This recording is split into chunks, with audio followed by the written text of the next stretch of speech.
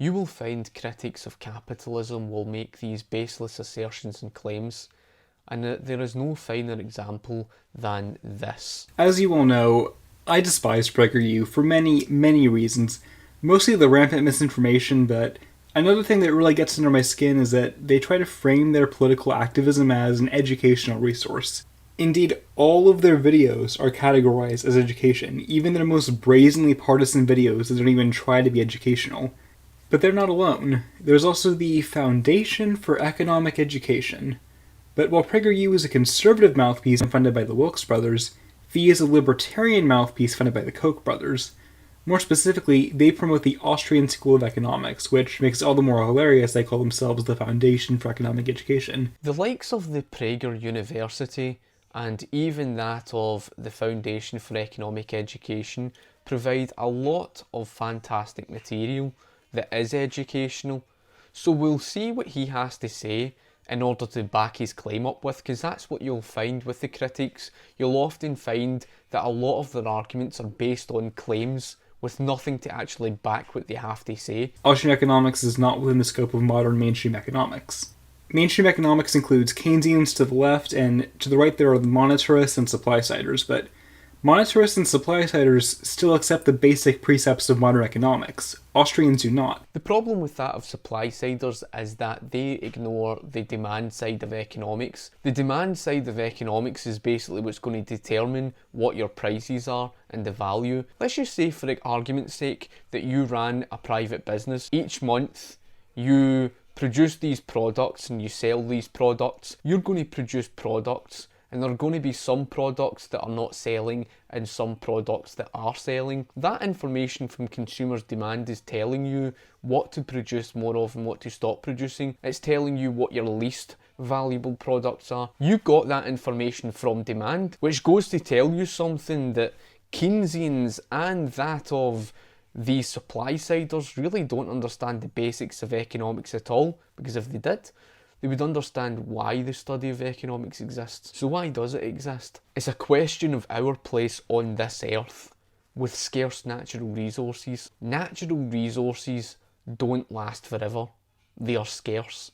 And people's needs and wants exceed what is actually available to them. And this is what defines scarcity. And it's a question of how do we better improve the material standards of living of the masses whilst using the fewest resources as possible. There isn't enough resources to go around to everyone to meet people's needs and wants. And so you have to find the most efficient economic system possible that enables you to translate scarce natural resources into commodities to provide for the market whilst producing the minimalist amount of waste possible. Now, without consumers' demand, you've no way of knowing that. I may agree with supply-siders. Deregulation and lowering tax rates basically helps the economy, increases productivity and reduces the cost of goods and services. At least they understand the supply side of economics. The issue is not that they want to increase the supply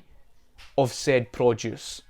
The issue is that they've rejected the demand. When you reject demand, you're essentially left with this problem of guesswork. And it leads to overproduction, and you end up misallocating it into the wrong parts of the market. In other words, using the wrong resources and creating surplus waste. Keynesians are very similar in this regard, in that they believe that demand is something that they create, and this is a very big problem. And as I explained before in a video on Keynesian economics, the problem is that although it was supposed to be a temporary measure, it became something of a permanent measure, and you can learn all about that in a video I've done previously on Keynesian economics and the problem with it. I think it's just a case of just increasing the aggregate supply and just produce whatever the hell, and somehow this will just increase consumer demand because of just lowering prices. You don't know of what you're producing. You could end up producing a said product that is not even in demand by the market, and so therefore you don't know consumers' demand, so you end up producing that of surplus waste. It overproduces, it produces surplus waste because it has no way of knowing the information of consumer demand. What I find completely baffling about their supporters is that, in my experience, They are so sure of themselves that they will denounce mainstream economics as fake economics. There are people who will say that somebody like Paul Krugman, who has a PhD in economics, teaches economics, has written economics textbooks, and has won a Nobel Prize in economics, does not understand economics. We are talking about people, most of whom probably couldn't even tell you how GDP is calculated, insisting that they know more than actual experts because they know a few Austrian talking points. So, what is Austrian economics? It's basically a holdover from the 19th century. It rejects key aspects of modern economics like statistical analysis, mathematical models, and basically all of macroeconomics, instead choosing to frame everything in terms of the individual and individual decisions. So, you can see why this isn't taught much in economics classrooms, and is instead reserved for far-right think tanks. The argument on the Nobel Prize winning economist always makes me cringe, simply because you can listen to this argument here. I wanted to see your opinion about what the government has done so far in the United States to support the economy. If you think it has been appropriate, how can we actually support the economy, create jobs? You know, those questions everybody are asking themselves. Okay, so that's just a question. All right, now, very legitimate question. All right, so let's hear how Professor Chris Sims, who is Christopher Sims, he's a professor at Princeton University, 68-year-old, a co-winner of the Nobel Prize for Economics. I think he just was announced the winner, I think it was just last week. So he's been asked a poignant question.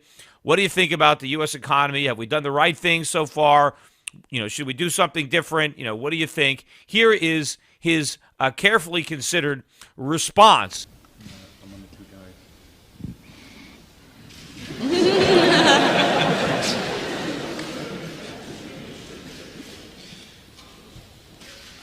I think part of the point of this prize and the area that we work in is that that answers to questions like that require careful thinking, a lot of data analysis, and that the answers are not likely to be simple. So that asking Tom and me for answers off the top of our heads to these questions is you shouldn't expect much from us. You seem to think you can just ignore the consumer's demand? Unbelievable. How can you ignore something so basic and then expect efficiency at the other side of it? Because consumers' demand doesn't matter. Why does consumers' demand not matter? Because consumers are all robots. They all want the same thing. That's not how the world works.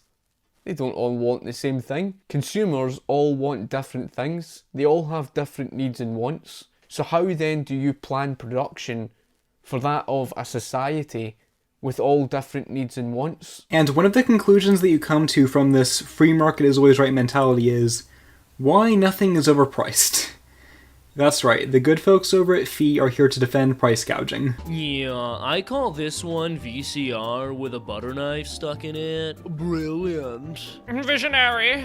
I must have it. Name your price. I don't know, I guess like $13 trillion or something. Yes, I'll give you 4 trillion. How dare you insult me? No deal. I'll pay the asking price. 13 trillion? That trash isn't worth 13 trillion. You're right. 14 trillion.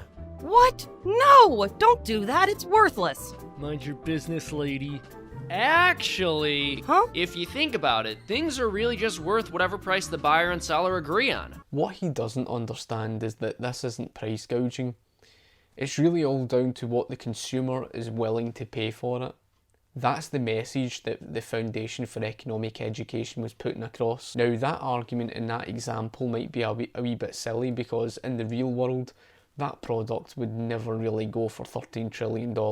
In that scenario, in the real world, if someone set something like that at $13 trillion, people wouldn't buy it. What would happen is, in the real world, they would be forced to drive down the cost down to a level that the consumer agrees upon. And like I say, in a free market, you will always have fierce competition that will come along and force that business to drive down their costs. A real world scenario, you could look at Standard Oil, where John Davison Rockefeller was forced to continue on driving down his costs. It's this idea that through price gouging, they would just up their prices and shaft the consumer. and that businesses can just set whatever prices they like. The reason why this is economically illiterate is because it ignores the reality that consumers are not robots. They're not forced to buy your products, and so they could easily walk away and go for a cheaper alternative. Under the right circumstances of competitiveness, openness, and price elasticity, the market will naturally reach that equilibrium, because if consumer surplus is higher than producer surplus, then the price will go up. And if producer surplus is higher than consumer surplus, i.e. if it's overpriced, then they'll just buy something else. But that's not usually the real world, especially when it comes to, I don't know, a life-saving drug. Instead of charging at a fair market price, you can charge people at their willingness to pay. Well, when the price falls, consumer demand goes up, and when the price goes up, consumer demand falls. And we saw that with Black Friday.